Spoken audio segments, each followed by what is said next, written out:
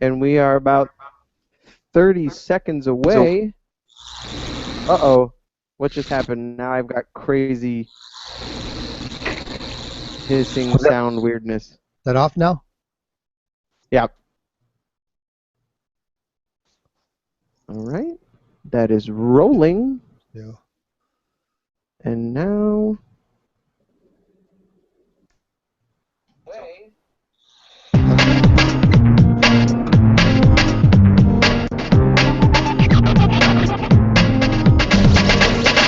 Welcome to the Sober Happy Hour radio broadcast.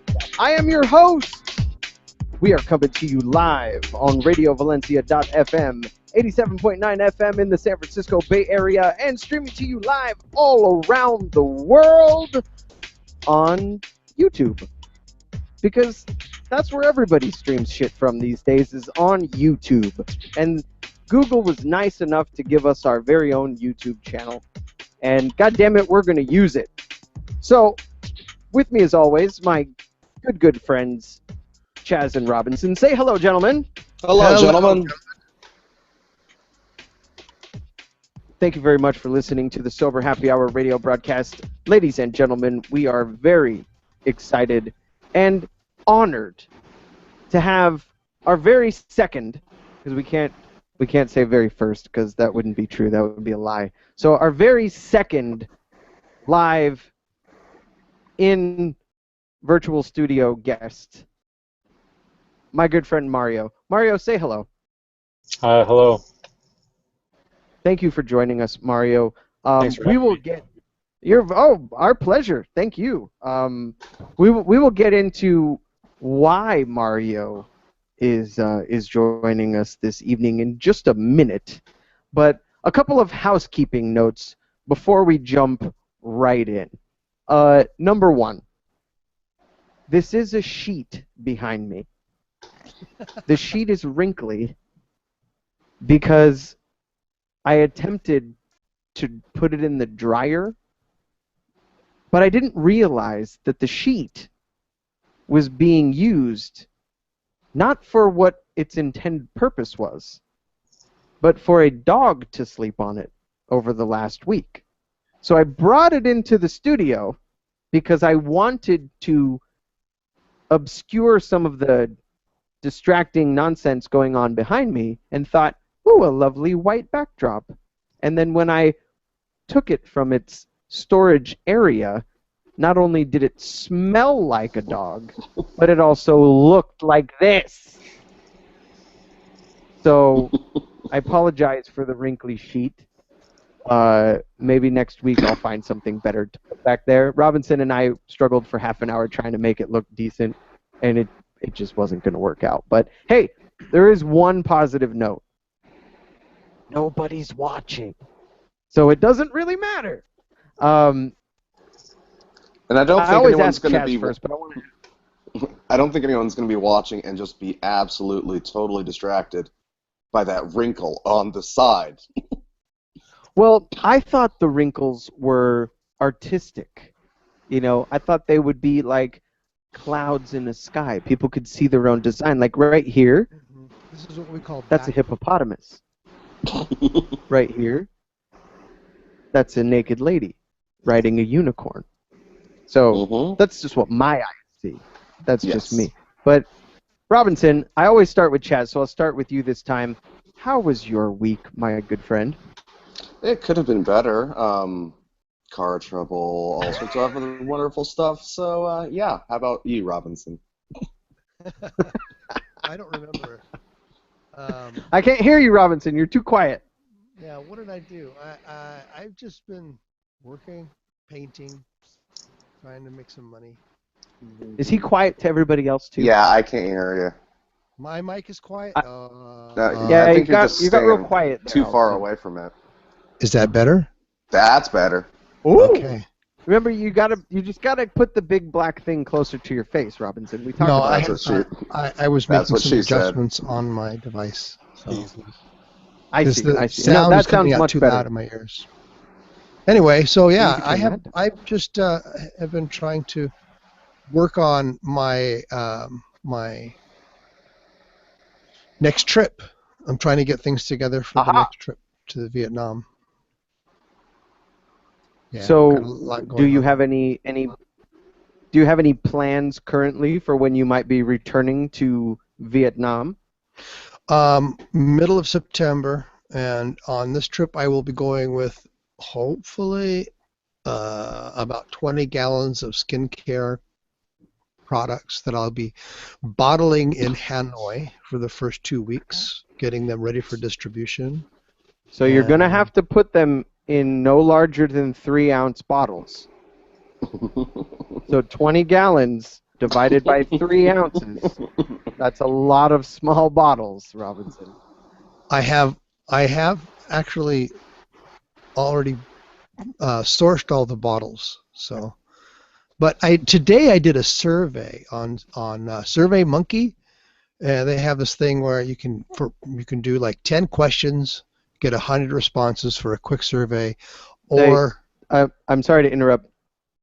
They prefer African American. Survey African American, Robinson. what did I say? You said monkey, and I thought that was politically incorrect. Oh, But too soon? I'm too- sorry. bad. God. Mario's looking at me going like, what kind of show did I Okay. agree to Oh, be Oh, it's on? great. It's great. Oh, that was really No complaints that here. that was bad. Racists? Oh my god. Okay. Anyway, I'm equal opportunity my racist. survey Your survey monkey. was just to find out. My main question was trying to find what kind of a name to use and like what price bracket, and I'm getting like this whole 50-50 split where it's like young people who are unemployed or students who have no money and that would buy a product with a name like Oh My God, or wealthier people, not wealthier, I should say, more employed people, or employed women that are married that have a higher income bracket, and they would go for a product that's called Organica. Ooh.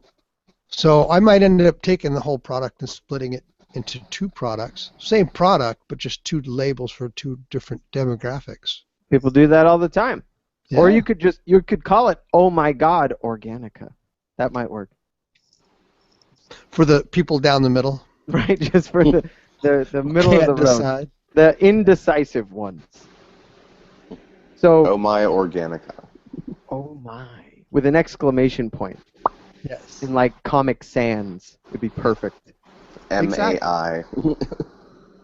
But for the dot of the exclamation Oh, I point, like that, Chaz. MAI. Because Oh. you're in Vietnam.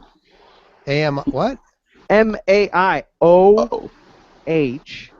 Or just O. MAI. Yeah. O with an apostrophe, maybe? Mm-hmm. MAI. Oh my. Mm-hmm. I like that. That's good. You're And then, smart. like, You're a good guy. GAWD. Oh my God. Well, I wish you all the best with your skincare line in Vietnam. It is very ambitious, your project, and Mario actually has been very helpful and motivating with my beef jerky company.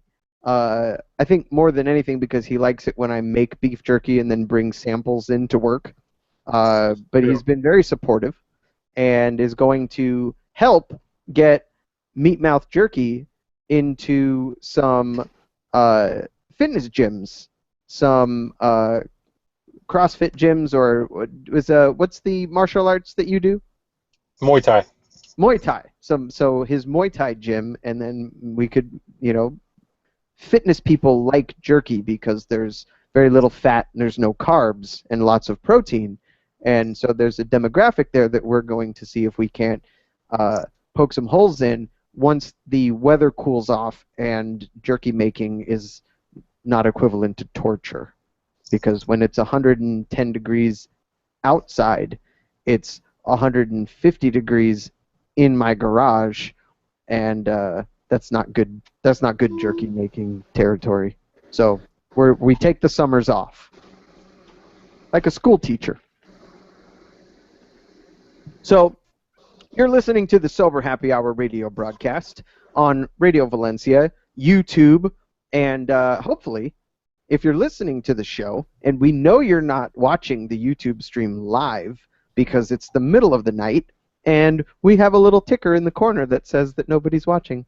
But we know that people watch afterwards. So if you're watching and you enjoy what you're listening to or viewing, what you can do to help the Sober Happy Hour radio broadcast more than anything is to jump on your favorite podcasting application on your smartphone, your tablet, or your computer, subscribe to the Sober Happy Hour radio broadcast, and leave a rating or a review. I'm hearing echo. I hear a little bit of echo too, and I saw Robinson playing with his headphones. I can't use the headphones. Too loud? They don't sound. They sound bad. They sound bad. I'm sorry. Is Anyway, it a bad echo? it's an echo from your speakers. I wouldn't worry too much about it. As long as you can keep your speakers a little bit low, then it shouldn't be a problem. Jump on Facebook, like the Facebook page, facebook.com/soberhappyhour. We're also on Twitter @soberhappyhour. We make it very easy. You can shoot us an email, soberhappyhour@gmail.com. And when we get an email, when we get a tweet, when we get a Facebook post, a comment, or a review, we read every single one of them. We reply as quickly as we can. And sometimes we will even reply to your email on the show. So if you have a question, oh, now we get a real bad echo, Robinson. I'm making some adjustments here. Oh, So- sorry about that. No, you're fine. I'm going to just mute your audio here for a quick second while you adjust. Boop, dink. So everybody's wondering. The one viewer that we have right now is wondering, Oh, hi, viewer. hi, viewer. Who is this dark, shadowy figure in the middle of our screen that we've referred to as Mario a couple of times? So I want to introduce Mario because Mario has been kind enough to join us for the next hour and 45 minutes to talk about his life, believe it or not, to talk about his struggle with food and an addiction to food that I believe you specified, correct me if I'm wrong, Mario, but you specified the food addiction as an addiction to fast food. Is that correct? This is correct. So it piqued my curiosity because we've talked about food addiction on the show before. As a matter of fact, we've talked about it a couple of times. A lot of people think, oh, the Sober Happy Hour radio podcast, that's a show about drugs and alcohol. Well, we've tried to make that untrue. Yes, we talk about drugs and alcohol a lot, but we also like to talk about sex addiction, drug addiction, food addiction, gambling addiction, shopping addiction, porn addiction we've even talked about a couple of times. And I believe that in the United States of America, the addiction to junk food and food in general is a very serious and very real problem. So when you mentioned to me that this was something that you struggled with and then overcame and now are practicing martial arts and you are in the gym days out of the week and you're in great physical shape and the exercise and health aspect of it are important to you, how do you go from one extreme to the other? And I think that's what our listeners are going to want to hear. So to start things off, I just want to ask a very high-level question of you, Mario, if you're up to it. Okay. How bad was it? It was extremely bad. It was to the point to where I had a friend who was going through medical school. He was going to be a PA, and he he took my blood pressure, um, and it was in the he kind of freaked out when he took it. He was kind of like he literally was like, "Am I allowed to cuss?" Or Absolutely. I just want to know the limitations. But anyway, he just said, "Holy shit!" He's like, "Mario, he's like, your blood pressure is really high. It's like it's to the point where it's pretty dangerous." And when he told me that, I honestly didn't even care. And that night, I had actually had, after visiting him, I actually had Jack in the Box that very same night after he had told me this news. So it was pretty bad. I'd say that's pretty bad. If you don't mind me asking, Okay.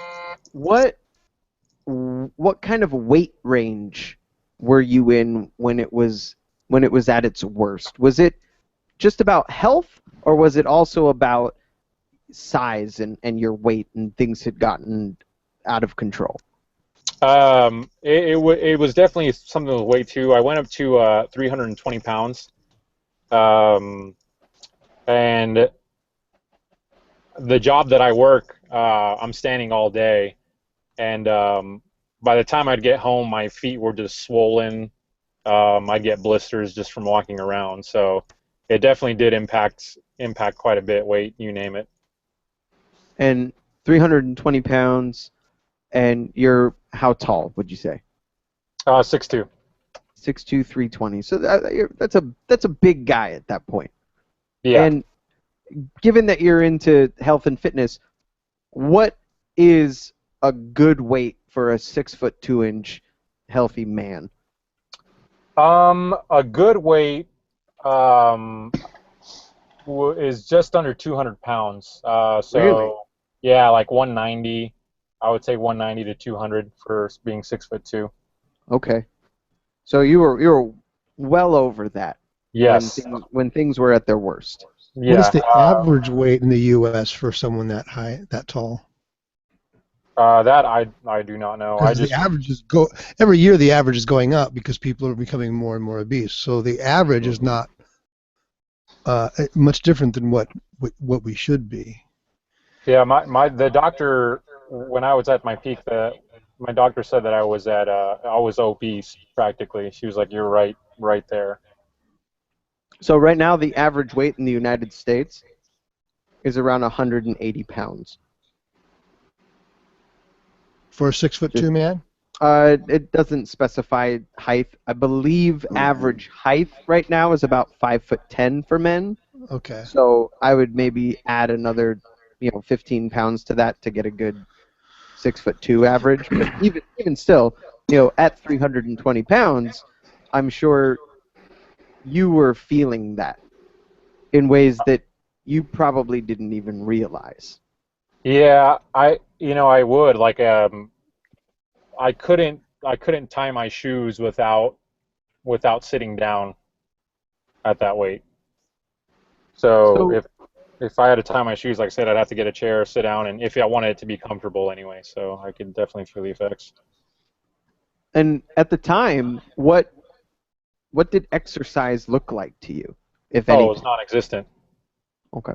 Yeah, exercise. The only exercise was, walking to and from my car, really. I had no interest in it at that point.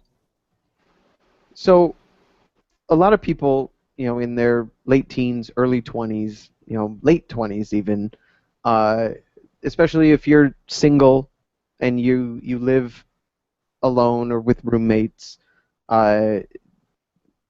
people are eating out 3 meals a day. Breakfast, lunch, dinner. I mean, I remember being in my, early 20s living with roommates, and Robinson and I lived together for a couple of years, and I mean, we made it a point to try to eat dinner at home at least a few times a week.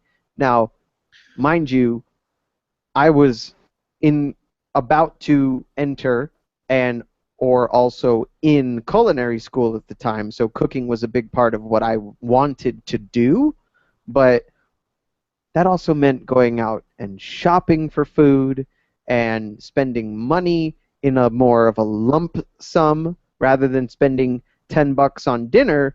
You now had to go to the grocery store and you had to have $60, $80, $100 to buy groceries that isn't always feasible for somebody in their mid-20s, right? You may not have that disposable income.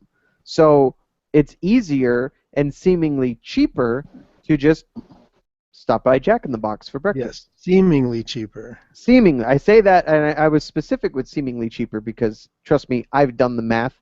I used to buy lunch every day at work. So did my wife. And when Rachel and I started packing the kids' lunches and our own lunches for work every day, we were saving upwards of $400 a month Yes. just packing lunches for the four of us. So when you were in the midst of, and we'll refer, for the sake of this show, we will refer to what you were going through as a true full-blown addiction to food, because that's what you shared with me. So I'm curious, was this something that you realized at the time that you decided to take steps to fix it? Was it something that you realized prior to you taking steps to solve the problem, or was the addictive side of it something that you realized after you had already solved the problem and said to yourself, wow, I really had a dependency on this food that I was eating? When did you figure out that you were suffering from an addiction? I found out when I actually went to Thailand to I go to Thailand every year because I've been practicing Muay Thai for about it'll be 9 years this year, and I wanted to go overseas for the first time, so I decided to go to Thailand because the gym that I train at, they have like a relationship with the gym out there overseas. So I flew out to Thailand, went for a month, and I went to a place where you train twice a day, at least 5 hours a day, and in 30 days, I ended up losing about 40 pounds. Wow. Yeah, in that month, I literally come back a different person. Was And this before or after you decided to make a change? it's interesting because I had decided to make a change. At that moment in time, I was like, you know what, I'm tired of being overweight and I want to do something about it. So that's why I decided to take that trip. That, and I'd never been anywhere, alone. So the thing about Thailand was that fast food wasn't as accessible because the gym provided you with meals, which was nice. So, it was literally just chicken, rice, and veggies. That's all it was. And, I really didn't have a choice at that point. It was either that or, go out and buy food. And even when you would buy street food, it would still be, again, greens, veggies, and rice. Right. So it was when I came back after losing all that weight, I gained it all back within the month of being back, a Wow. month or two. Yeah. So that's when I had come back, and I at that point had not cared really, and I realized it when a manager at work had brought it up to me. So what they did is one of my managers, we talked outside of the store, and he was just like, so how are things going? And I'm like, oh, it's going pretty good. And he's like, really? Because you've put all the weight back on. And forgive me for being forward, but I think that might be a problem. And that's kind of when it all registered, when I was just like, wow, he's actually right. So a manager at your job Yes. had the courage to say something to you when he noticed that you went away, lost 40 pounds, came back, and then within 30 days had gained it all back. And at Yeah. that point, this manager who cared about you cared enough to put himself in harm's way and potentially put himself in a human relations predicament to say to you, hey man, what's going on with this? Yeah. That's amazing. Yeah. That's more than a manager. I think that's a friend right there. Agreed. Mhm. Yeah, and he had asked me too. He said, forgive me for being forward. Is it okay if I just address something personal? And I was like, yeah, go ahead. And that's when he brought it up, and it really did hit me there. And what was interesting was even after he'd told me that, I still wasn't like, oh my gosh, I have to do something about this. I was kind of just like, well, yeah, I see where you're coming from. And that's when he'd actually told me that, through work I could receive counseling. So he recommended that to me. So through your job, you were able to seek counseling for this issue. Yeah, that's what I was able to do. And it took even more conversations after that to even reach, to even actually started doing that. Wow. Because when he told me that it was an issue, I still didn't think it was really an issue. Again, I didn't care, and I kind of thought it was silly. I was like, I don't think is it even possible to be addicted to food. Um, and because of the way I was raised, I think I speak for myself when I talk about minorities. Going to counseling or therapy is kind of a far-fetched thing. It's a If you weakness. Yeah, exactly. And growing up, first generation American, families all from Mexico. Sharing your feelings is kind of, was kind of it just didn't exist. So when my manager had talked to me, you should, have you ever considered counseling therapy? And I was like, no, it just doesn't make sense. I could stop eating if I wanted to. Did you believe that, or did you know that that wasn't true? Um, it definitely made me question. I was kind of at that point, I was like, well, maybe he might be right. And I had shared with him, anyone who knows me knows that I'm very forward. And I told him, I said, you know what, I'm glad we're talking about this, but I don't know what it is. I kind of just, I don't care. And he told me, he said, I think it's not only a problem that you might have with food, but I think, you might be depressed too. If you're not really, I'd always associate depression with being sad, Sure. sorrowful. And he said if you just don't care about anything, that in and of itself is, a form of depression. So when I'd finally called the number to get, counseling, I even asked him, I was like, hey, what do I say? He's like, well, tell me you have depression and addiction, and possible addiction. I said, oh, okay. And that's what I did. And, I got referred to a counselor at that point. Chaz, Yes. that's kind of your wheelhouse a little bit.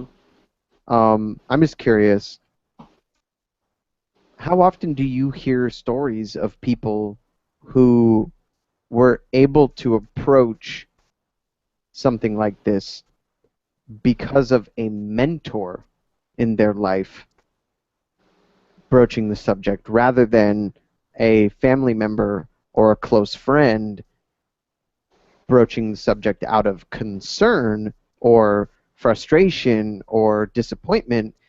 Mario's story is about a friend, a colleague, a coworker, a manager coming to him with concerns and pointing him in that direction. To me, that sounds foreign. That sounds like something that doesn't happen enough in this world. That a lot of times in work, we turn a blind eye to these things because we don't feel like it's any of our business or any of our place, and we have those HR concerns, right? I don't want to Mm-hmm. stick my nose in somebody else's business. Is this something that you see often, or is it pretty rare? Um, I would say it's. I would totally have to agree with you, Mike. It's something I don't see enough of, and it's something I'd like to see a lot more of. Um, I, I kind of, I'm very involved with our behavioral health systems peer support network. In other words, people who use their own experience of living with mental illness to assist others who do. And there's a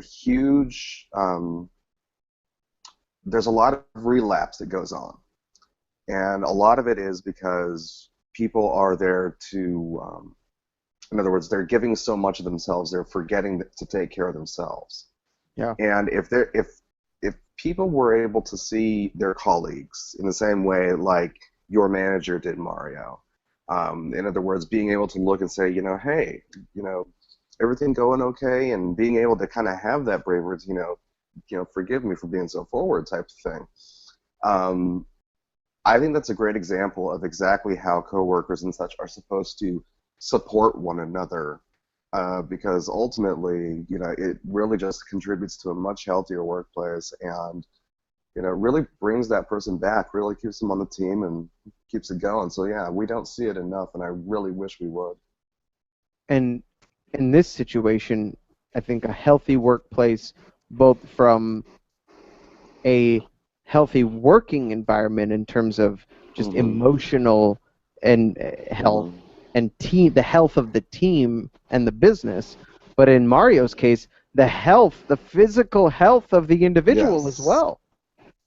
very And the much so. two do go hand in hand, right? Mhm. That if you're charged with managing a team of people and they are killing themselves, whether Yes. it's with drugs or alcohol or casual sex or, you know, playing video games until 4 o'clock in the morning or eating themselves into an unhealthy lifestyle, I don't think it should be off limits to have those conversations. Obviously, you ask permission first, like Mhm. Mario's story says, hey, I want to ask you something kind of personal. I don't want you to take this the wrong way, but is it okay if I ask you something personal? And if you get that permission, then there's no reason that it should be off limits. And if it hadn't been for this manager taking that courageous step Mhm. to say something, do you think you'd be in the position that you're in right now, Mario? Um, to be quite honest, no. Um, and I say that because I like at that moment in time, I honestly did not have a care that that was even going on. So just the fact that he was able to address it, that's what got the cogs turning in my head that maybe he is right, because despite the fact that I didn't feel that I had to do anything, um, I say that probably my logic has always been my saving grace in most situations, and that to me just wasn't logical. To the fact that I was like, well, I don't. When he's addressing this and telling me, I'm not feeling anything. I'm not motivated to be like, yeah, well, maybe I should cut this out. Even after he told me, I'd still been like, yeah, whatever. And just thinking about that, I was like, that isn't right. Just not caring about that. Robinson, question for you. Yes. You are, I know you don't like thinking about it this way, but being a small business owner and having employees that you hire and you put to work and maintain a team of people from time to time, have you ever been faced with an opportunity to, I don't want to use the word confront, but in the case of drugs and alcohol, sometimes it is a confrontation, but have you ever been in a situation where you have felt obligated to say something to somebody about something destructive that they're doing and Absolutely. and Yeah. made the choice to either say something or made the conscious decision to say nothing? And if the answer is yes in either direction, I'd be very curious why you made the decision that you made. Well, there was a long time ago that I hired a friend to help me with some projects when I got a little too busy.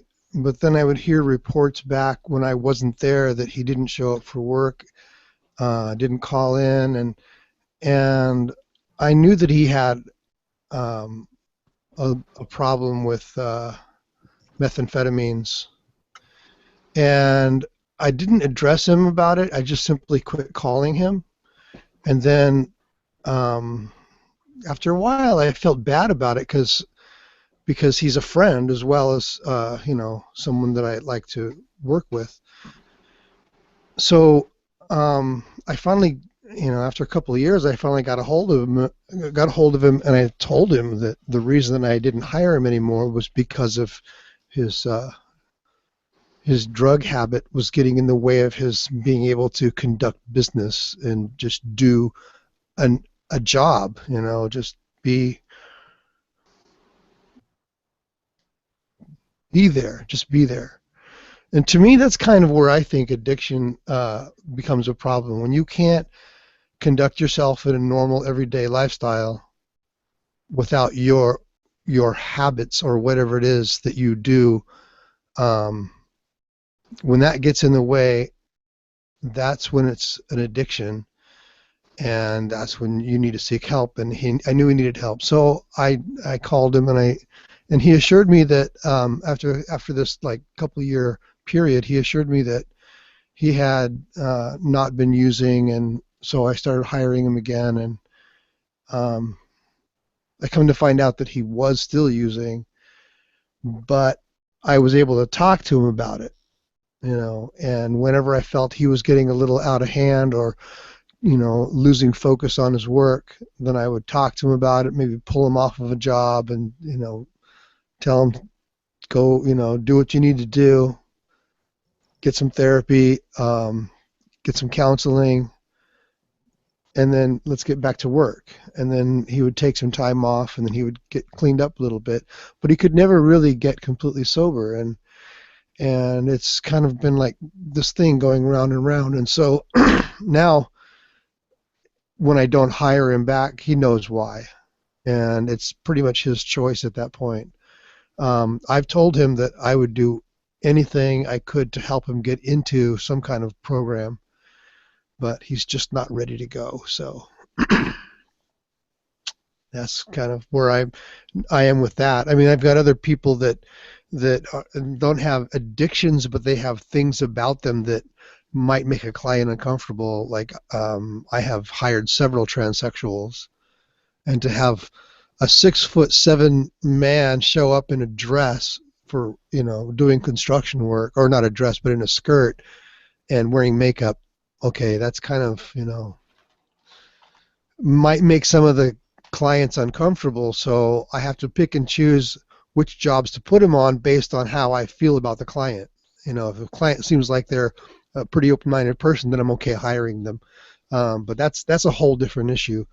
When it comes to drug abuse or alcohol, yeah, at this point I have no qualms about bringing it up to someone. Even if I lose the person as a friend, at least I know that I've done what I can to try to help. Absolutely. So I was looking up some statistics around food addiction, and there's not a ton of data out there because it's still one of those things that professionals, people, sometimes struggle with the idea of food addiction being a real thing. And the reason that they seem to struggle with it is because obviously the need for food is a basic requirement for survival, right? So what the research has found that through brain scans of so-called food addicts, when they scan their brain normal, like the baseline brain scan, and then they are looking at those brain scans in the middle of one of these food addicts eating the food that they love the most, whether that's fast food or candy or pizza or whatever, but the food that they tend to really edge toward on a regular basis, they notice that the same areas of the brain start to react as the areas of the brain that react when a drug addict takes their drug of choice. And I think that's when the research really kind of shifted, because when they saw the reward center of the brain kick in the way that a drug addict's brain does, is when these scientists started to realize, all right, we might really be onto something here.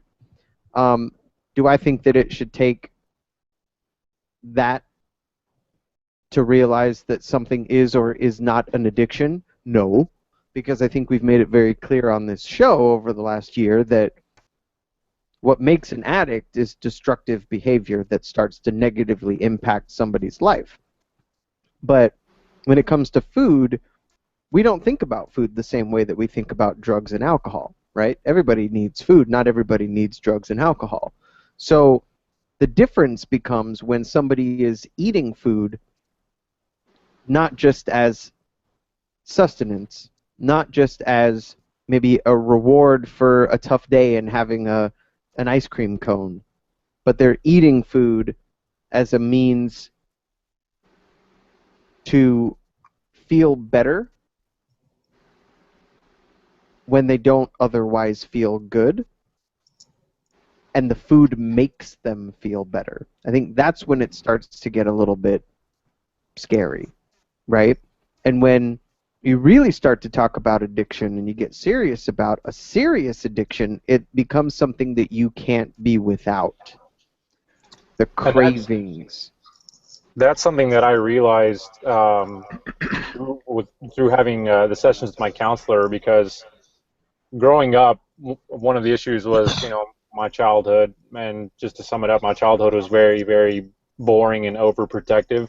Parents wouldn't let me go out anywhere at all whatsoever. If I had to ride my bike, it had to be on the block. My parents would have to watch me from the front yard to go back and forth, and that was pretty much it. And on the weekends, they would bring fast food. So that was the highlight of the week. And I had started this addiction to fast food when I really, after high school, I got my own car, got my own job, and since I didn't have to pay bills, I was making decent money, and my reward, you're talking about it, that was the fact that I can buy fast food with my own money anytime that I wanted to. Yeah. And that's when I started buying fast food. And I mean, man, I had it down to combos and everything. I mean, you name it. If you tell me a fast food joint, I could tell you the best way to spice up the food. Really, that's how it got. You knew all the combo numbers at all of the fast food joints. You knew what the number 6 was at McDonald's. And it wasn't and that's not what I mean. What I would do is I would just go to town on the dollar menu and combine stuff together is what I would do. That's where it got to. So you were creating your own menu. Essentially, yes. Everywhere I would go to, I would know exactly like what I would want to order and stack up. So like for instance, my first meal of the day would typically be Jack in the Box, and it would be 2 big cheeseburgers, 2 chicken sandwiches, 2 tacos, medium curly fries, and a medium drink. And each of the burgers... So holding back on the drinks. Yeah. What I would do is I'd open up the burgers and I'd put 2 hot sauce packets in each, and then I would have the burgers first, then move on to the tacos, then the curly fries, then I'd always have like strawberry Fanta. And if it was a different fast food, I'd have a different soda for the fast food. I had like a schedule. I'd have like a courses that I'd go through for every fast food place I was at. Do you have any concept now of like the number of calories that you were consuming in a meal like that? That's a scary question. I tried not to look at that. I would imagine a meal like that would probably easily be, 1,500 calories or more. Oh, I'm sure. It was bad. It got to the point where I would, this is really good. If anyone wants to try this, I mean, I don't want to do this again, but I would get I'd get a big cheeseburger. Get the taco, open up the taco, put at least 3 hot sauce packets in there, put it on top of the big cheeseburger, put the bun on top of that, and eat it that way. With the taco inside. That was delicious. Yes, and it is I mean, I'll tell you even now, it's incredible. And I would tell people at work, hey, you need to try this, and they'd come back. For those who actually did, they'd be like, Mario, that was freaking amazing. And I'm like, yeah, I know that, absolutely. It's So it good was, once a week. Yeah, Mhm. right. yeah, Those are even fun. But now, yeah. I want to say, through the help of nutritional people like Jamie Oliver, who's done a lot to help people acknowledge what's going into the food. The the food industry in the U.S. specifically designs food based on their addictive value. They have found a way to mix the right combination of fat, sugar, and salt so that it triggers those happy things, those happy points in your brain, and you get happy. Yes? They call it the bliss factor, or Yes. the word bliss is in it somewhere, but it's like they literally have a term for that perfect balance, and Yes. they call it the bliss factor. It tastes good in your mouth, and it's just sends those triggers to your brain. And the worst part of that is it also feeds the candida, which is a bacteria that lives in your system. It feeds it so much that it takes over and ends up becoming like a main part of your addiction. This bacteria is craving more of this food, this combination of food, and then candida has a lot to do with overweight, obesity in general, just because people they're not digesting the food. The candida is, and the candida is growing into every part of their body. And And we're not eating the right kinds of food to keep the correct kind of balance in our guts right, anymore either. we're not nourishing ourselves or nourishing the bacteria. Right. Yeah. So something another interesting factoid about food addiction is 50% of individuals with eating disorders, food addiction being one of those eating disorders, also struggle with substance abuse. And 35% of individuals with substance abuse disorders also have eating disorders. So the two really do go hand in hand, where those pleasure centers of the brain are pretty remarkable. The dopamine, serotonin, endorphins receptors. And so I don't know if this is too personal a question, Mario, but uh, in terms of substance abuse, drugs and alcohol, has that ever been a part of your story, or do you fall outside of that 50%? I fell outside of that 50%, and that was because of um, being. I was raised Catholic, and So I was was, I. yeah, but my parents, put the fear of drugs and alcohol into me. I mean, they really did. They got that one down really well, and I was so scared of drugs, growing up. Um, I mean, the first time I had drank alcohol was probably at the age of 19. Um, and then, you know, weed which was was which 23 was years old. probably So, which was probably much later than friends of yours. absolutely Yeah. way later. Yeah, I would be the very probably the one two times I was able to sneak out to a party because I was so mortified doing that. I didn't drink a drop, and everyone was just like, "What is up with this guy? Like he's not even touching anything." So yeah, not definitely didn't get into substance. So when you made the decision to get help, and just so you know, Mario, I noticed that the little microphone that you're using on your headphones is Hmm. kind of rubbing against your beard. Oh, sorry. It's making a little weird scratchy sound. Um, when you made the decision, Is that better? yeah, just it was just rubbing on your beard while you were talking.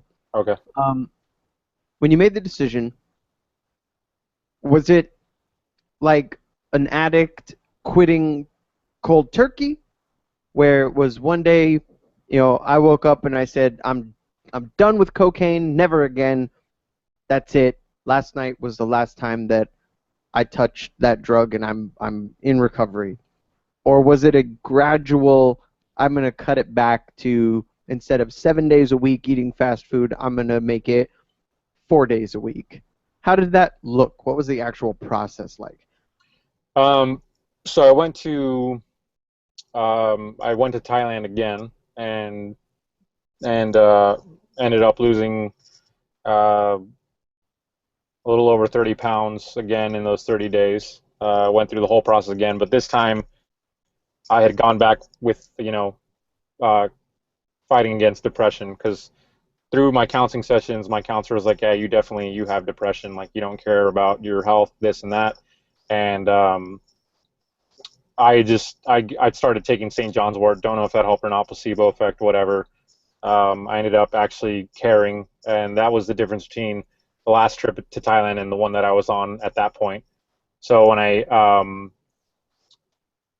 one of the things that I had really meditated on while I was in Thailand at that point in time was the difficult part for me for eating healthy was just the taste portion of it. Veggies didn't taste very well. It's something I didn't even want to touch. And I had remembered watching, before leaving to Thailand, I'd watched the documentary Fat, Sick, and Nearly Dead, and where he did that juicing. And one of the things that stuck out to me while watching the documentary was where they talked about, your taste buds become accustomed to those sodiums and those sugars because it's all you eat. So when I came back to the States after losing that weight, I was like, I really, really don't want to go back to eating like that again. So I juiced for 65 days straight after I'd come back from Thailand the second time. 65 days Yep. of juicing. That's impressive. Yeah. What did And I that? was done. I was like, I don't want to do this anymore. And I just wanted to take, I thought I needed a desperate measure, so that's what I went with.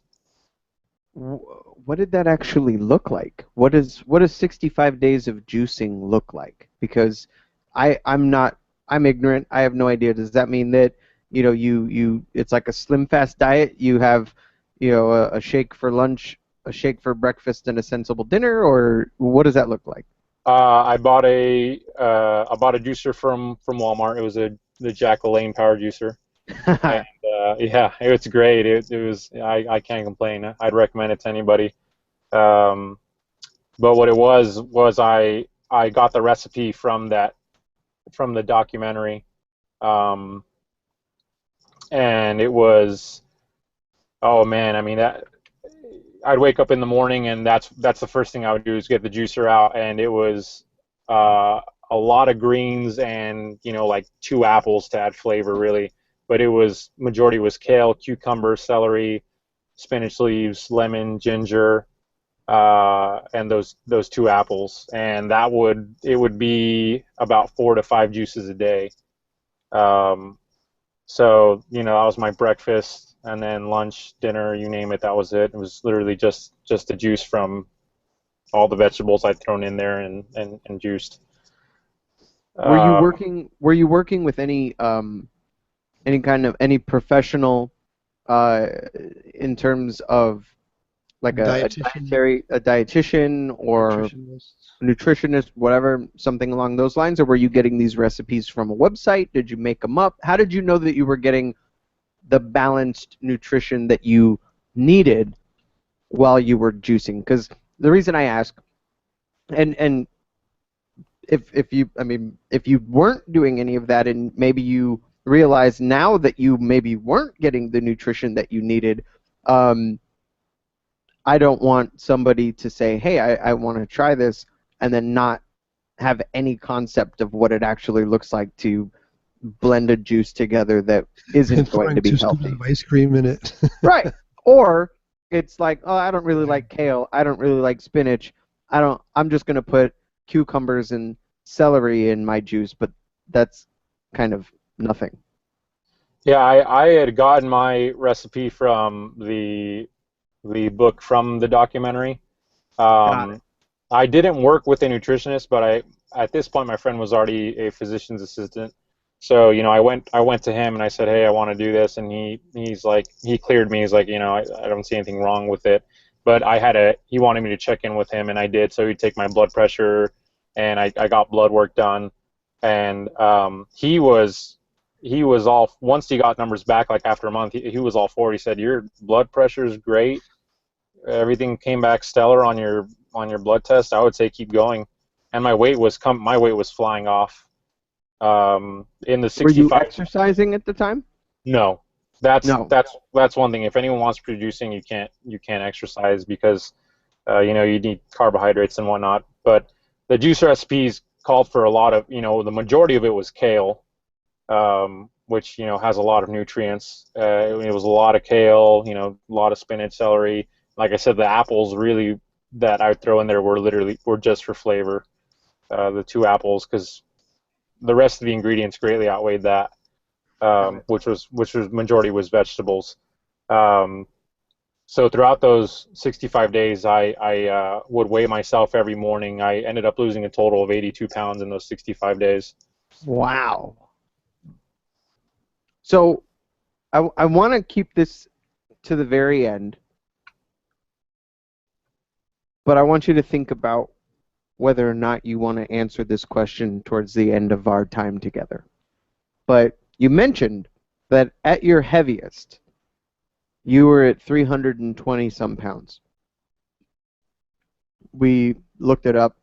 6'2" tall male, probably be just under 200 pounds would be an average weight. Before the end of the show, I would love to know where you got the weight down to, what you got the weight down to. I don't want you to tell us now. Okay. Because I want to keep the listener around. If you tell them now, then they'll get their satisfaction and they'll tune out. So I want to tease them a little bit. Is that something that you'll be willing to share with us at the end of the show? Absolutely. All right, cool. So everybody that's listening, stay tuned, because our interview with Mario about his struggle with food addiction, specifically junk food and fast food addiction, is going to continue into the next hour of the Sober Happy Hour radio broadcast. We are coming to you live from Radio Valencia. We're also on YouTube, where right now we have the most number of live viewers on the YouTube stream that we have ever had on the Sober Happy Hour radio broadcast.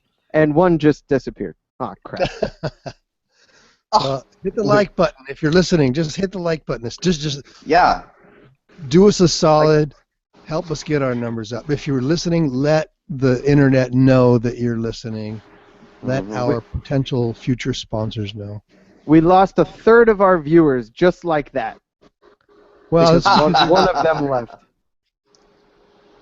So, I did want to briefly mention that we were talking about, when we first started this show, we talked about how we were doing this for the love of what we were doing. We were doing this because we believe that this show could help people. And we still believe that. At least I certainly still believe that. I get emails and tweets and Facebook posts and things like that from people that have reached out to us saying, I have been helped by this show, which is incredible to me. It blows my mind to think that this humble little podcast would help anyone. But the truth is that we're talking about something that there are millions of people struggling with an addiction of some kind, and a lot of them don't feel like they have anyone that they can talk to about this problem. So the reason that it's so important to us to have people come on the show to tell their story, like you, Mario, is because you're a real, regular dude. And there are millions of people out there that are struggling with exactly the same thing that you were struggling with. And it's probably safe to say are still struggling with today. Because with an addiction, you never truly just get over it. It's not gone. It's not a thing of the past. It's something you have to continuously work to keep at bay. Because it would be very easy for that addiction to creep back up on you one day and say, hey, a big cheeseburger with taco in between the bun sounds delicious right now, and I think Oh, I'm it going does. to have 2 of them. Yeah. Right? Yeah, real quick, I just gotta readjust. Is it okay if I mute my? Absolutely. We're going to take a break. When we take our break, we always mute our microphones so that everybody can get up and stretch and hit the restroom or whatever you need to do. We take a break by listening to some music. We usually listen to a song since we don't have the legal right to play any real music. We usually just play fake music. But I wanted to briefly mention a sponsor. And I know, that might sound a little strange because it's not a national sponsor, and it is somebody supporting our show, but a lovely and talented person in my life has started a small side business. And that small side business is making headway, making money for this person. And the least we could do with the support that this person has given this show is show a little bit of love to them as well. So it's very simple. It's a company that has sort of a silly name. The name of the company, people might be familiar with it, is It Works. That's the name of the company. It Works. And what It Works is involved in is lifestyle products. And I thought that the topic tonight was the perfect opportunity to bring this up for the very first time, because It Works sells products to help people bring their weight down. They sell supplements and vitamins and these crazy wrap things that help people lose weight and feel better about themselves.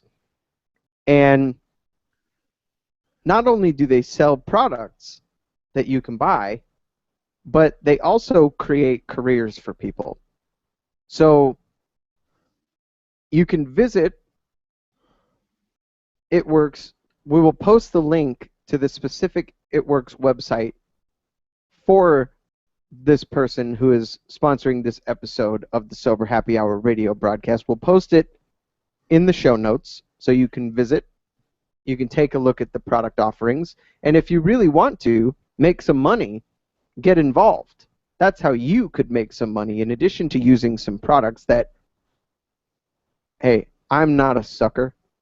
I'm not a person who is easily convinced of things like this, but I have watched this shit work in front of my eyes.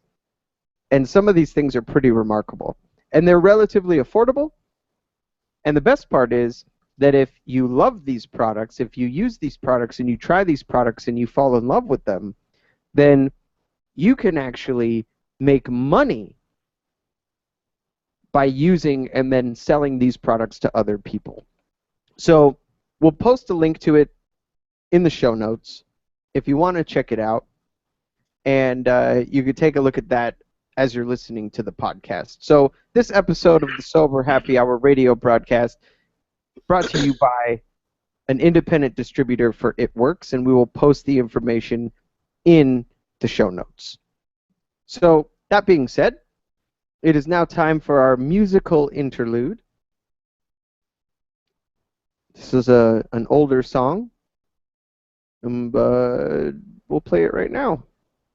Here it comes. Enjoy. This is the Sober Happy Hour radio broadcast. We'll be back right after this.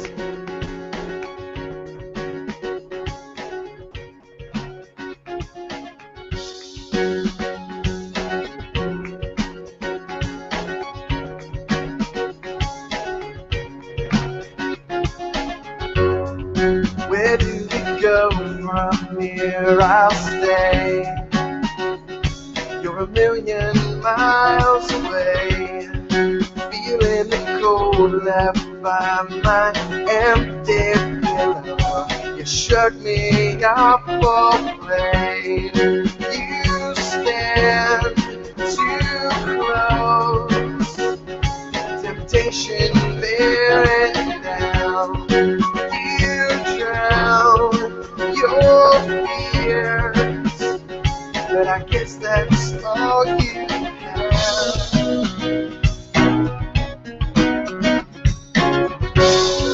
Who do I know around here today? You took it all away. I saw it coming when you told me your heart doesn't work that way. You stare too close, my comfort wearing thin. Go play your game, the end is still the same. And for you, I would give in. For you, I'd give my life away.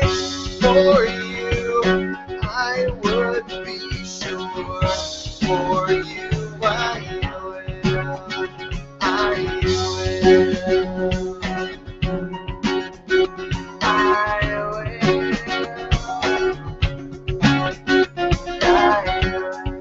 Where do we go from here? I stay a million miles away, feeling the cold left from your empty lungs. I know you'll hurt someday.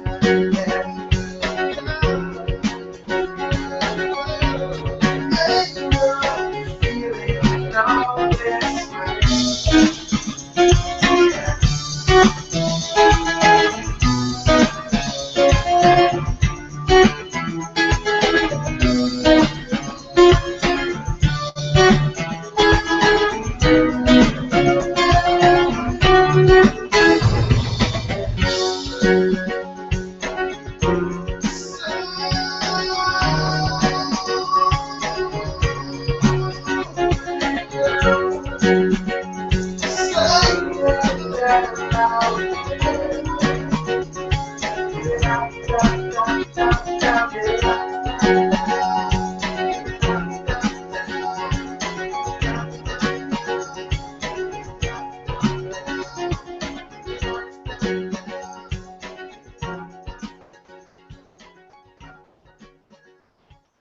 Welcome back to the Sober Happy Hour radio broadcast, coming to you live on Radio Valencia, streaming to you on YouTube.com. And if you're listening to the podcast, then we don't know when you're listening to this. And it's not streaming to you at all. You're listening to it as a download. And we appreciate that. If you are listening to it as a podcast, then by all means, subscribe to the podcast, rate, review, post a comment about the podcast, because that's how we get exposure. It is the number one best thing that you can do to support this podcast is to rate and review on iTunes. And yeah, you can like us on Facebook and tweet at us on Twitter, and you can visit our sponsored link in the show notes. You can do all of those things, but the number one thing that you can do to support this show is to subscribe on iTunes, rate it, and review it. That is very, very helpful. And guess what? This podcast is coming to you for free, and it takes no money, no effort, just a couple minutes of your time to post a review or to like us on Facebook, and those things really help. We thank you so much for listening, but we are back for the last half of the Sober Happy Hour radio broadcast here on Radio Valencia on this lovely Sunday night. It is now, man, can you believe, Robinson, that it is the 30th of August? Oh my God. Right? I thought that was the name of your. Where did the time go? I know. Oh my God, it seems to be the most common thing I say these days. I have a girlfriend that calls me oh my God because I say it so much. Oh my God. Like Oh you're my God. from California. Oh my God. When I was getting on the plane coming back from Vietnam, the plane started shuddering really violently and I just looked over at the guy next to me and he looked at me with eyes like the sides of saucers and we both said, "Oh my God," to each other at the same time. It's like, "Oh my God." I want to give a shout out to Wayne. Wayne has subscribed to us on YouTube just now. I got a notification on my phone. So I want to say hi to Wayne. Hi, Wayne. This is the Sober Happy Hour radio broadcast, Wayne. And we're glad that you're joining us. I'm pretty sure there's a chat roll here somewhere, and I could open it up. We don't normally look at it too much because I think that's a good idea to keep that open because I know I've got I want to give a shout out to Arian. Arian is listening. He's been texting me as he's listening, and it would be nice if he could text the show and share his thoughts with everyone. I couldn't agree with you more. I wish I knew how to do that. Okay, I know you can do that on quite easily on Radio Whoa. Valencia. Yeah, absolutely. If you visit radiovalencia.fm, there is a chat roll on radiovalencia.fm, and you can absolutely go there and be in that chat roll. And it's completely free to sign up. You don't even have to put in any information. You just create a username right then and there. You don't have to sign in, log in, give them your email or anything. The first thing that you type into the text box is going to be your name. So just say your name first and then start speaking afterwards, whatever. Yeah. Yeah, and RadioValencia.fm. I will open that chat roll up here as well. Okay, do that. And I'm going to go get my coffee. You get your coffee. You do that. So I'm going to type the first thing in here and say, "Hi there." And it says you're logging into the chat room with the username "Hi there." Okay, I don't want to do that. I want to say cancel. I'm going to put sober happy camper. Oh, that reminds me. We also have a Facebook fan page. Imagine that. We have a Facebook fan page that we have taken and made our officially unofficial fan page.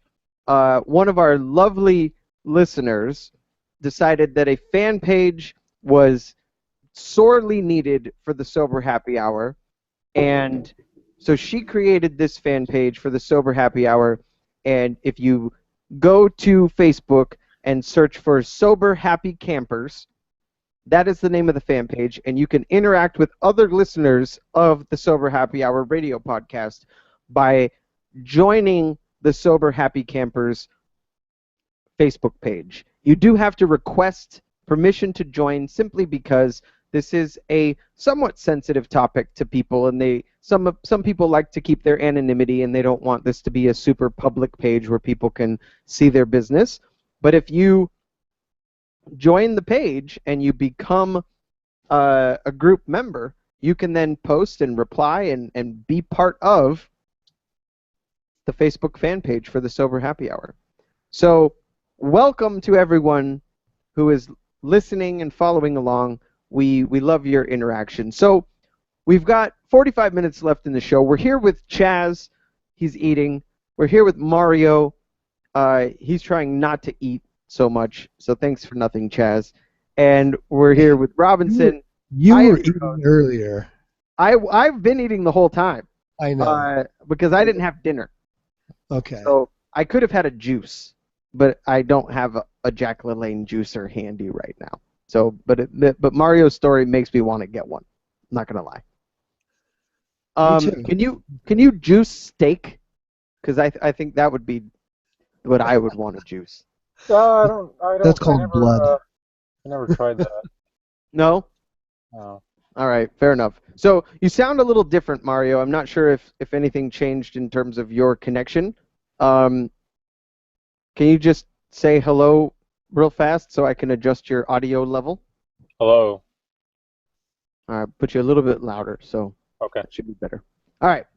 So we left off with you telling us about 65 days. 65 days of juicing instead of eating, Oh my God, which is crazy. that's amazing. And how long ago was this? Uh, it's it's funny you asked that because when um I was, coming back from Thailand the second time, I was still struggling with, you know, battling with, fast food and whatnot.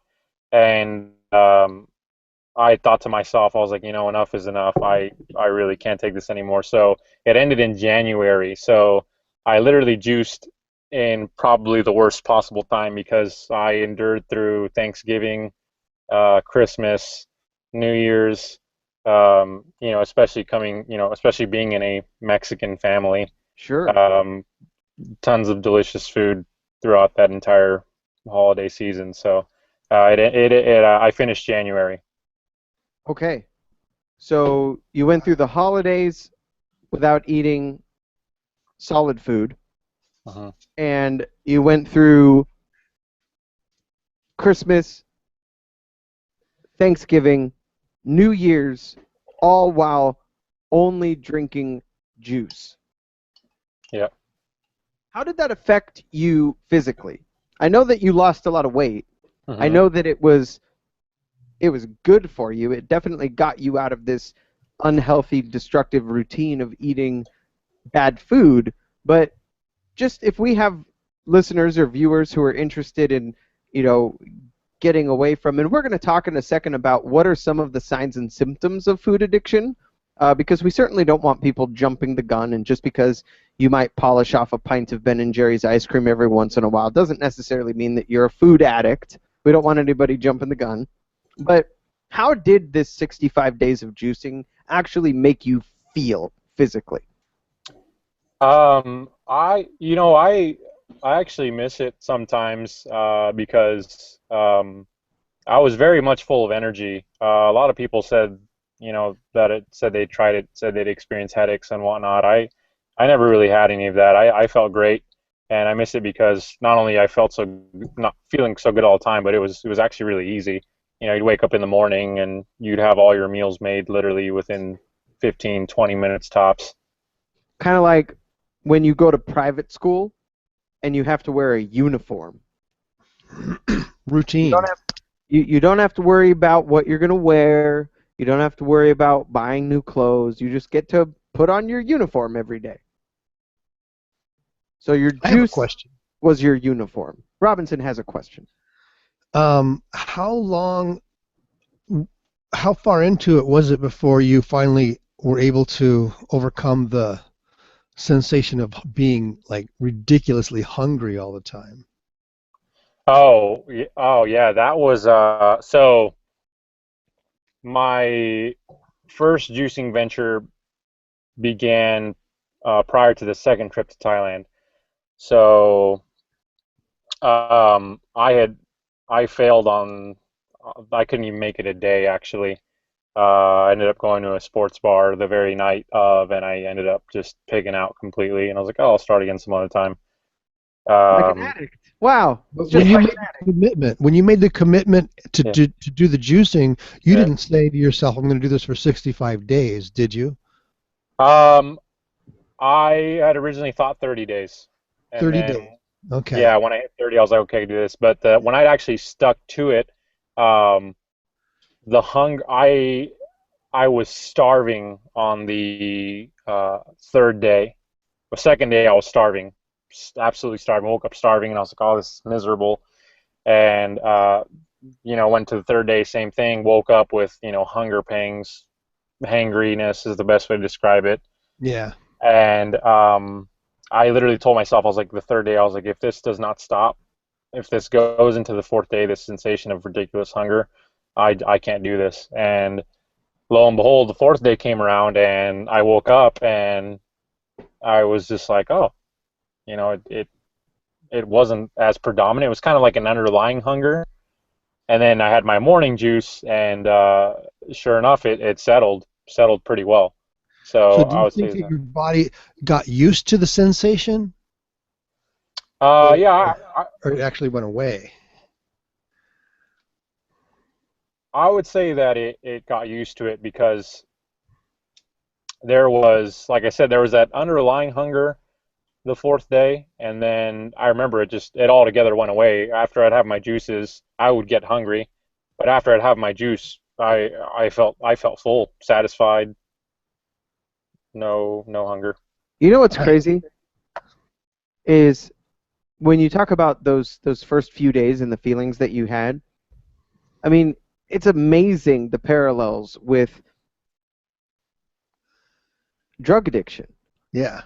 I mean, it really is where that the false starts. The I'm kicking this and I'm going to do this juicing thing and I'm going to get through 30 days and I'm going to do this, and then the very first night you went out and you got loaded, right? Yeah, And the second day of the actual, 65 days, I was in the parking lot outside of my favorite sushi spot where they do all you can eat $20 sushi.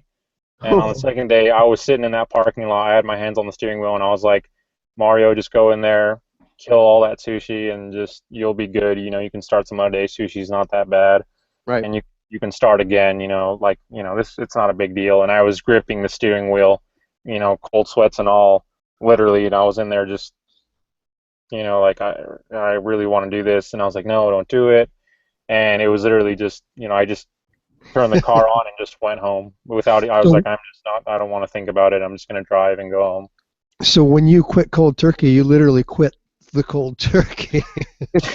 Yeah, yeah, pretty You much. quit cold No, sushi.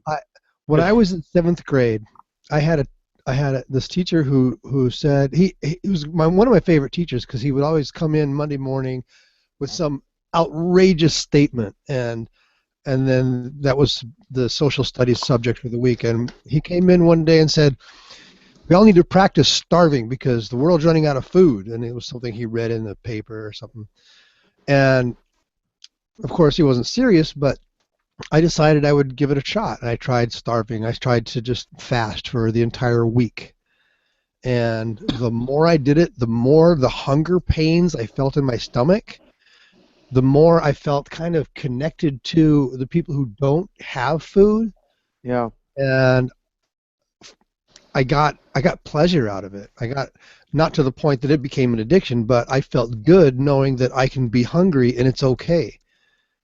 And sometimes I go, work an entire day and don't eat breakfast or lunch or dinner, and end of the day I might have like a bowl of ice cream, and all day long I'm feeling that hunger pain, and I'm okay with it, Huh. you know. Mhm. So something I thought One I'd thing I share. kind of want, one thing I thought of there, Mike, when you were talking about parallels with kicking drugs or anything, is that a couple shows ago we talked about what it's like to quit cold turkey with alcohol and like the medical issues and the dangers and everything that can come with that. Yeah, the cold And sweats. yeah, well, the way Mario was talking about it, it's almost like those first 4 days or so, it was almost like a detox. Yeah. I It could was see almost like, I could see someone sitting in the parking lot of a bar gripping the steering wheel in the cold sweats too, going, no, no, don't have that drink. Yes, you can just have one drink and then you can quit tomorrow. But yeah, You can definitely, you can see that. addiction is addiction. I have been there where I literally walked in to the liquor store telling myself, it's not the right time.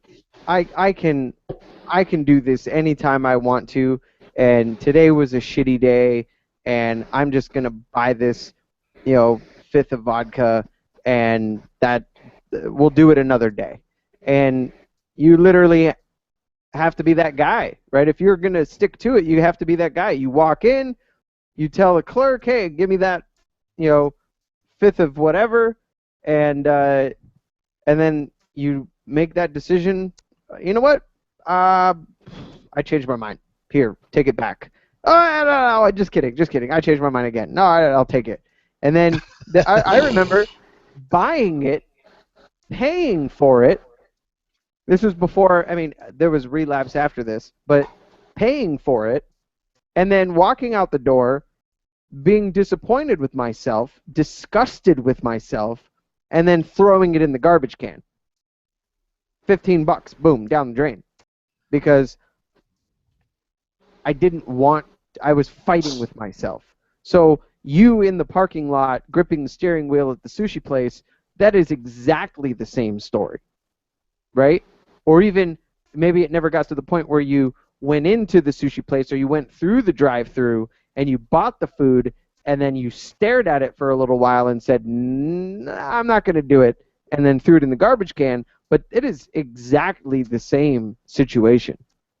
And I had a moment like that on my second trip to Thailand, where I was, actually working on depression and that addiction, and I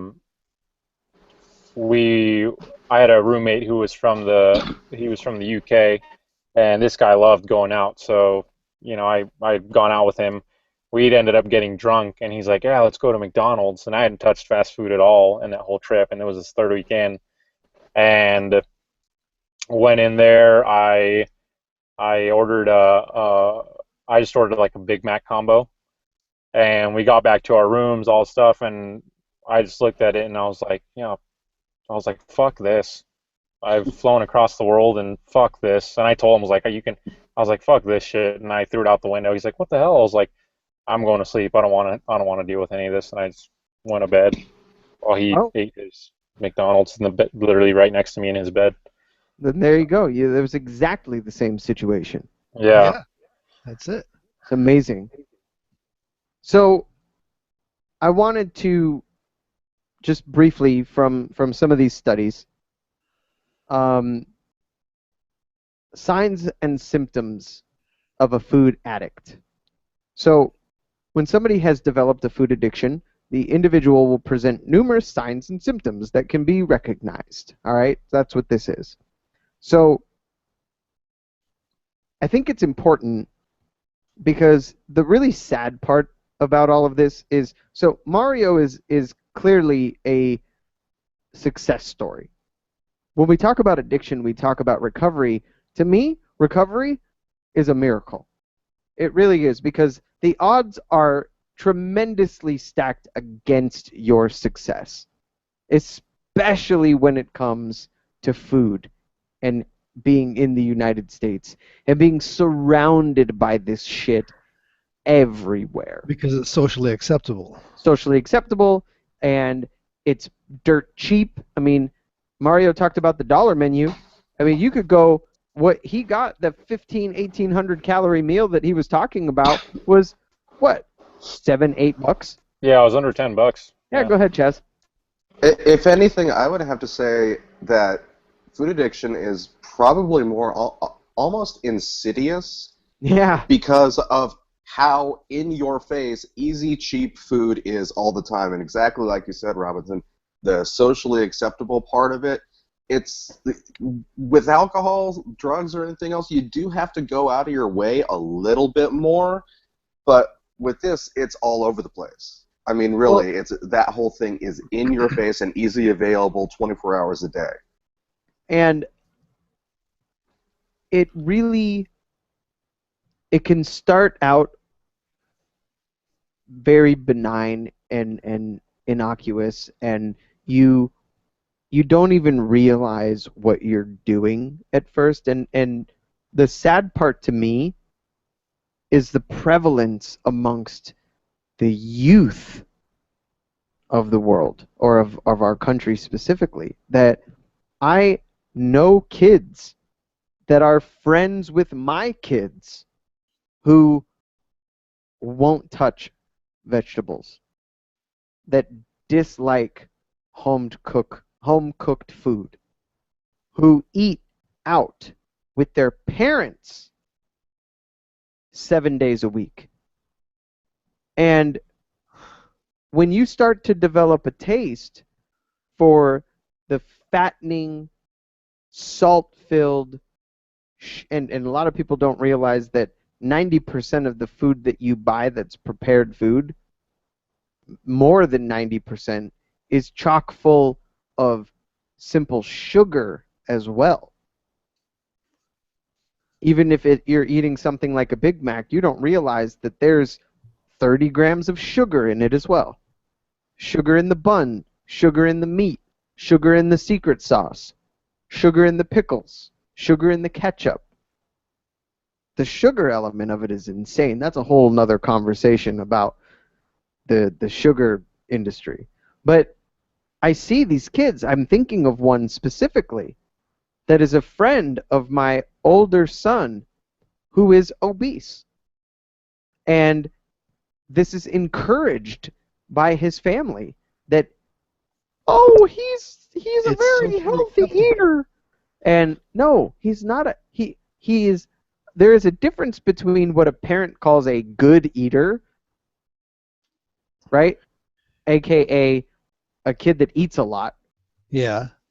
And a healthy eater. A healthy eater, yes. My son Jackson has a healthy appetite. He can eat a lot, but he prefers, if he's given the choice at a restaurant between French fries and fruit, he will choose the fruit every time. If he comes home and wants an after-school snack, he's not reaching in the cupboard for chips or granola bar or cookies. He's reaching in the fruit basket for an apple or a mandarin orange or a banana. And he would much rather sit down with a plate of hummus and cut up celery than he would sit down with a plate of chicken nuggets. My other son, not as much. The influence was different when he was little. So this is potentially a very, very serious problem to the youngest generation coming up right now. So identifying the possible addiction in someone's life could be incredibly important to parents and loved ones of even the youngest of children. So the following are potential indications of a food addiction. Here we go. Bullet points. Significant weight gain. Mario, you can say check if you experienced one of these bullet points. So, significant weight gain. Check. Eating more food than can physically be tolerated. Check. Continuing to eat even if you're not hungry. Check. Eating in secret. Check. Heart trouble. Well, based off of, check. PA friend telling me that my blood pressure was really high and whatnot. So. Going out of your way to obtain certain foods. Check. Decreased energy. Check. Or chronic fatigue. Check. Difficulty concentrating. Check. Sleep disorders such as insomnia or oversleeping. Oversleeping. Check. Restlessness. Check. Irritability. Check. Headache. Not really. Digestive disorders. Constant, like, reflux or Heartburn. gurgly belly. Diarrhea. You're Mexican. Us Latins have stomachs of steel. Yeah, that's one thing I can say. Like that, I don't have a check for that. And what's funny, Mario, is I tell people this all the time, and some of these assholes are envious, but I come from a Peruvian background. We don't get hangovers. Nope. I can drink until I pass out and wake up the next morning, no problem at all. Same here. So when it comes to certain ethnicities, I would imagine that a food addiction could be even worse because they don't have some of the digestive problems that the Caucasian people have when they just have something with a little too much cheese in it. Yeah. Good But point. Yeah. that checklist that you were reading off of, could you go through those again, and I can elaborate quickly on how I Sure. fit those There bills. were two more. There were two more. Oh, okay, two more. Digestive disorders, we said in your case, not so much. No. Eating to the point of feeling sick, and Yeah. then suicidal thoughts. No. No. No. So, and that's a weird one because truthfully, That's more of a depression thing. yeah, and an Yeah. addict usually doesn't get to the point of feeling suicidal until they've relapsed and relapsed and relapsed, and they feel worthless and they feel like they can't do it, and they know that it's destroying their life. So that might be for somebody who's tried and tried and tried and tried to stop but can't, and thankfully you didn't get to that point. Yeah, and I wasn't suicidal, but at the same time, my friend had warned me, like, hey, you need to cut back on the food. I still didn't care at that point. So not that I wasn't suicidal, but at the same time, and I know it sounds morbid, but death, it was kind of just like, like, I don't care if this kills me. yeah, it is what it is. Like, Right. if I could see that, so. Sure. So Yeah, I will go through these points again if you'd like me to. sure. So significant weight gain. That one's Yeah. pretty obvious. Yeah. Eating more food than you can physically tolerate. Yeah, this one, I'll take you through my whole day of eating. Really, what it was, I started with Jack in the Box, those 4 burgers, 2 tacos, fries, and a drink. And then once I was ready to eat again, and another thing I did too was I would purposely try to get hungry sometimes Mm-hmm. because I'd be like, oh, the food's gonna taste better that way. And so I'd get really, really hungry, and then I'd go to Little Caesars and I'd order either pepperoni or cheese, and then I would get crazy crust. That's for, again, tips for people who want to go to Little Caesars. That's where they get garlic butter and Parmesan, and only certain Little Caesars will do it. But anyway, I'd do that. Breadstick sauce and lemon iced tea, and then I mean, after that, You had this down to a science, man. oh, absolutely. Burger King was 2 Whoppers, 2 rodeo burgers, onion rings, and Dr. Pepper. Um, Carl's Jr. they had a 2 for $5 rodeo bacon cheeseburger, crisp cut fries, and iced tea. Uh, and then In-N-Out, 2 double doubles, animal style fries, strawberry milkshake. Um, and then what was the other? It was pretty much the ones I'd freak. Oh, Wendy's. Wendy's, they had smaller burgers for their dolly menu, so I'd do about 5 or 6 burgers there. But it was the singles, the Monterey Crispy Chicken Jack, their fries and their drink there. Man.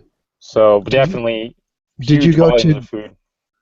Did you go to specific places that had special deals on like Tuesday, 2 for 1? Not really, because it was all again dollar menu stuff. So every day was, Okay. So it would just be that pretty much be it. Yeah. Never any Filibertos or Los Betos or anything Oh, else? Los Favoritos. Yeah, Los Favoritos was always chorizo breakfast burrito, and the bacon breakfast burrito. I'd get that, and I would get steak fries with horchata. All right. One that I think is important to hit on is the eating in secret. Oh yeah. So, what's interesting? Interesting little side story. My family, they are all overweight. All my aunts and uncles, they are very much overweight.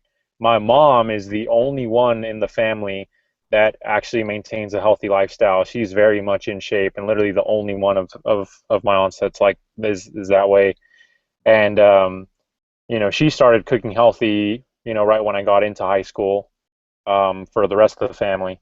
And I would leave. I wouldn't join dinner anymore. I'd leave, and I would go out and eat at these places, and I wouldn't dare come home. And at nighttime, all the house, all the rooms are together. If you make a noise, anyone will wake up. So I'd pull up in, not even in the driveway, I'd pull up, on the next street, and I would eat in my car every single night. I'd go to the park near my house, Arrowhead Park. I would go there. There's a little Ramada where I would eat, Little Caesars or whatever I'd have at that moment in time, but definitely in secret. Wow. Never And home, ever. well, and All these meals I had, none of them were ever at home because I didn't want my mom to know or talk to me about it. sure. And what's really sad is that uh, the little boy that I was talking about a few minutes ago that is really unhealthy and won't eat regular food and only wants fast food and garbage and candy. Um,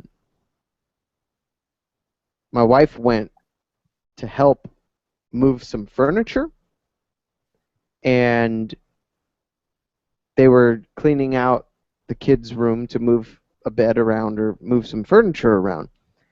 And when they were removing the mattress and the bed, and they lifted up the mattress and took the box spring up, underneath the bed, unbeknownst to mom, was piles of wrappers of candy that she didn't even know where he had gotten it from.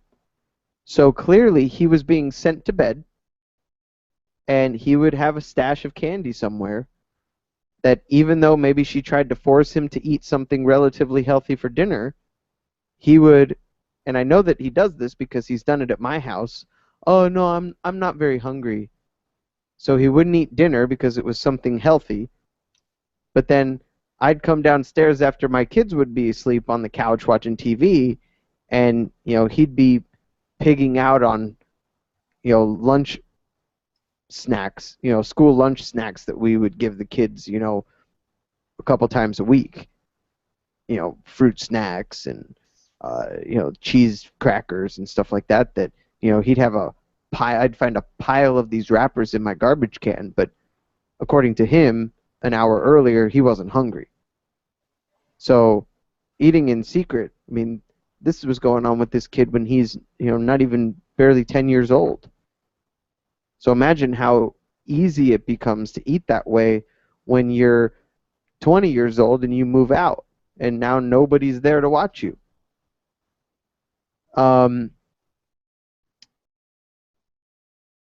Going out of your way to obtain certain foods.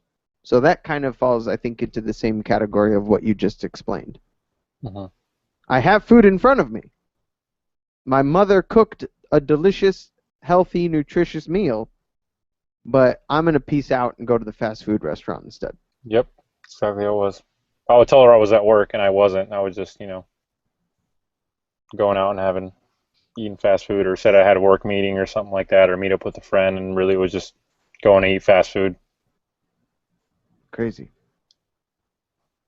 So, some of the negative physical effects that food addiction, gross food addiction, junk food addiction can have on your body. Negative physical effects.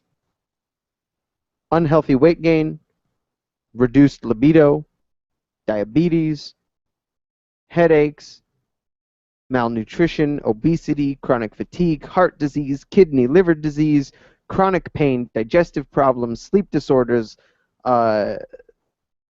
arthritis, stroke, osteoporosis, things that when you're not eating healthy and you're not getting a balanced diet, some of these things will kill you. Let's not forget diabetes. Diabetes was in there. Oh, I missed And that. Okay. I mean, type 2 diabetes, right? We talk about this diabetes epidemic in our country. But the truth is, this isn't juvenile onset type 1 diabetes that they're talking about. This is preventable type 2 adult food-related diabetes. The type of diabetes that can go away if you simply lose weight and start eating better.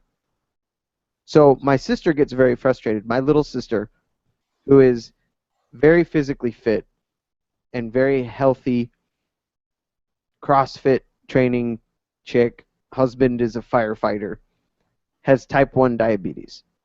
diagnosed when she was 10 years old. So she's insulin-dependent juvenile onset diabetes.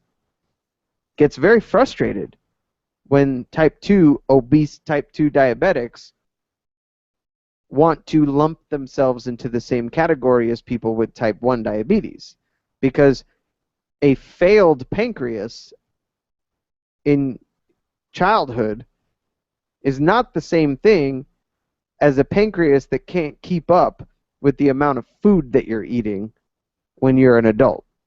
Those are two very different things. Most type 2 diabetics, if they lose some weight and they start eating better, will no longer suffer from diabetes. A type 1 diabetic will never be cured of their diabetes because their pancreas doesn't produce insulin. A type 2 diabetic can destroy their pancreas, can overwork it to the point where it will stop working, but most type 2 diabetics can get over their diabetes if they change their lifestyle. And if they don't, it'll kill them. Psychological effects, I think, are even more interesting. Depression, feelings of anxiety, one that we haven't really touched on yet, low self-esteem, emotional detachment, panic attacks, feeling sad or hopeless or in despair, increased irritability, and suicidal thoughts. These are psychological effects that can come from extreme overeating. They can also come from a lot of other addictions as well. Absolutely. I think there's a lot of similarities there. Yeah. So, Yeah, undesired. I was just gonna say, yeah, I don't think there's anything in as far as the psychological stuff that goes that's unique to it. I mean, No. If anything, it's exactly like really anything else. Well, and the undesired social consequences are exactly the same. They're exactly the same as the undesired social consequences of any addiction or substance abuse. Poor work or school performance, becoming reclusive, division with family units, no longer enjoys hobbies or activities, avoidance of social events or functions, and jeopardizing finances or career. Same thing, same stuff. Exactly. So, we're getting close here to the end of the show. And I can't thank you enough, Mario, for coming on and sharing your story.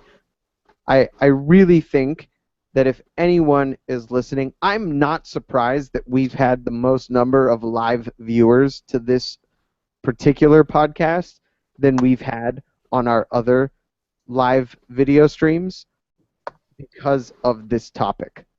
Did folks know what was going to come on? Did you advertise it ahead of time? A little bit. It's in the description. So I just think that this is something that more people struggle with, that they might be struggling with, and maybe they haven't started experiencing some of the physical attributes of it, or maybe they're addicted to food but they're binging and purging, so they aren't experiencing some of the physical elements of it. But I think this is something, because of the availability of terrible, awful food, because of the what we talked about earlier, the social acceptance of overeating, where you even have these television shows like Man versus Food, where this guy is taking these ridiculous food eating challenges on so that he can win a t-shirt. Yeah. I'm going to eat this 10-pound hamburger. You've also got shows, well, the only thing I can think of at the moment is an old cartoon called Fat Albert, where this guy was huge, but everybody in his group, they just accepted him to be that, and no one ever, like, there was no thought, no second thoughts about it. It was just, he's just fat, he's just the big guy of the group. But I want to give a shout out and a big kudos to your boss, because that was very bold. And I also want to say that if there's someone in your peer group or your group of friends, don't be afraid. Don't be afraid to open your heart to them and let them know that you're concerned about them if you see them having an issue, whether it's, a food addiction that they don't want to acknowledge or alcohol, whatever the case may be. Your peers are your peers are so important, and everybody has to be, you know, I don't know, like you said earlier, people that don't want to deal with someone else's problem, they're more concerned with their own. Or maybe you're the person that your peers need to be approaching. I'm not saying that you should have some kind of um, uh, intervention or anything, but just go and talk to that person one on one and tell them your concerns, and they're not going to you're not going to lose their friendship over it. If anything, it'll strengthen your friendship. It could potentially cause a little bit of trouble for a period of time because that person may be offended, or they may feel a little humiliated by it. Right. But it's just like telling your friend who smells really bad that Yes. nobody else has the Or balls bad to friend. tell them. That's a true friend. That is a true Yeah. friend. The one who tells me I stink and I need to take a shower. That's the guy I want to say thank you to. Right. Because I don't want to be that guy that stinks in the crowd, And But that's maybe you breath don't or know. whatever. something I like to say is just, I don't forget to say thank you, because that's something I definitely did. It's to the point where we were both in tears because I told him, I said, if you hadn't come up to me that day, I don't know if I don't know if I'd be in the same state to even tell you, thank you. Right. So, He may have saved your life. You don't know. You never got to that point. yeah. Yep. Yeah, I was Good. just going to for say that. He Yeah. may well have saved your life. Yes. Speaking of peer solidarity, there was an interesting story I heard on NPR today. I don't know if anyone else listens to that, but it was a part of the story was about a kid who didn't show up for school for like 10 weeks and nobody knew why, and then suddenly it came out. They made an announcement at the school that he had cancer and he was going to come back to school, and could everyone please be respectful and not point at him or laugh at him or make fun of him because of his loss of hair, because he'd been on chemo for so long. And it's like 12 boys in this group, in this class, and they, after being told this, when he came to school the next day, all of his classmates, all the boys in his class, they had all shaved their heads. Huh. And they all came to school laughing at each other. And that really made him feel more accepted with his condition. I mean, it wasn't something that he had control over, but that's the kind of thing that really affects you. It affects me just hearing the story, that kind of love and respect for your peers. Well, and I think that when it comes to addiction, that's something that not a lot of people give enough consideration to. Yes. Is it considerate of me to know that this friend of mine, or this acquaintance of mine, this coworker of mine, is struggling through this problem, and I am aware of it? I am aware that this person has quit drinking because drinking was destroying his or her life. Or I am aware of the fact that Mario is juicing because he is trying to better his life and is struggling to not eat certain kinds of food. Is it that difficult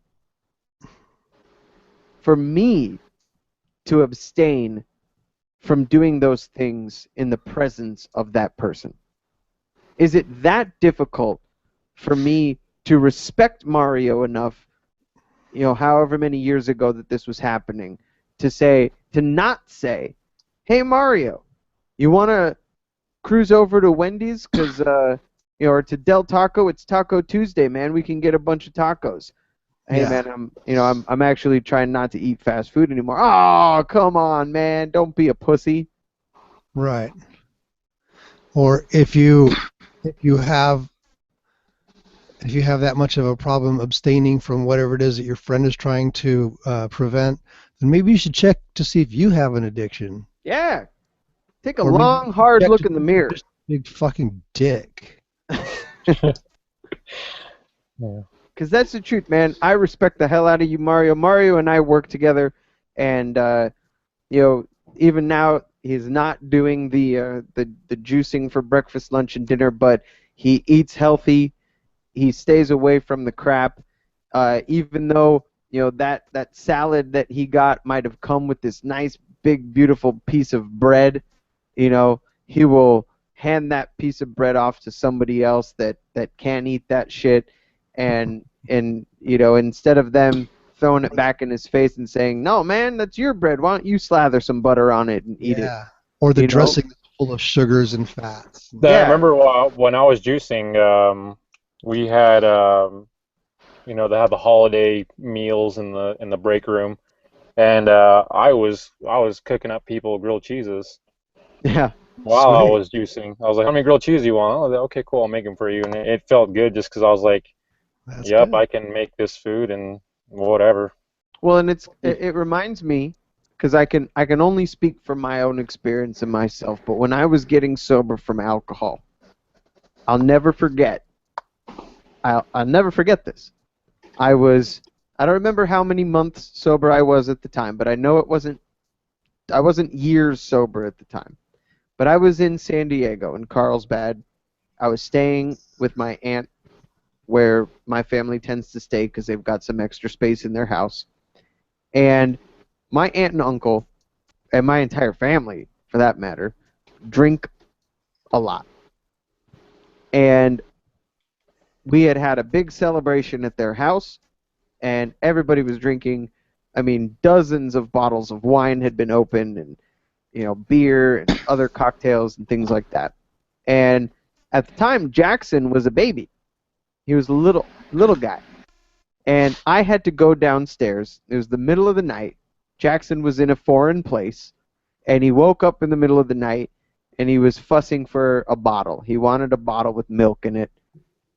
He wasn't bottle feeding anymore, but he still took a bottle at night to soothe him, whatever. And I walked downstairs, and they hadn't really cleaned up the party entirely yet. So there was countless half-drunk bottles of beer, half-full glasses of wine, open bottles of liquor, just all in one stacked place on this countertop. And Rachel's upstairs dead asleep. Everybody in the house is asleep. Jackson's fussing for a bottle, and I'm the one going downstairs to get it. And it was the moment that I walked right past all of that booze, got him his bottle of milk, and walked right back up those stairs when I realized I have no interest in that shit anymore. That was my grilled cheese. And there's no greater feeling than that feeling of success when you don't feel the pull of that thing anymore that used to have you so tightly by the balls that you weren't sure you could ever get over it. So that brings us to the end. To the end of the Sober Happy Hour radio broadcast. I want to thank you, Mario. Thank you so much for joining us. Give him a hand. Everybody, Good job. we need a clap track. I know that it's probably not the easiest thing to talk about. It's certainly not the easiest thing to talk about in front of millions of people listening right now live on the radio and all around the world. But I guarantee you have touched somebody's life with your story. And there will be tens of people that listen to this podcast that could also be positively affected by your story. So, By the way, I'm 214 pounds as of this morning. There we go. That was going to be the last question. There we So go. from 320 to 214 pounds, that is success, my friends. That is a whole me that you lost. A whole me.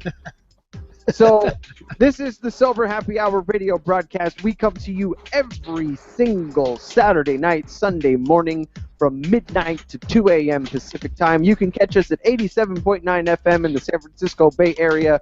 Watch us live streaming on YouTube. Listen to the podcast. Please subscribe, write a review, hit us with a comment, like us on Facebook, follow us on Twitter. We will be back next week, ladies and gentlemen. I want to thank our guest Mario one last time.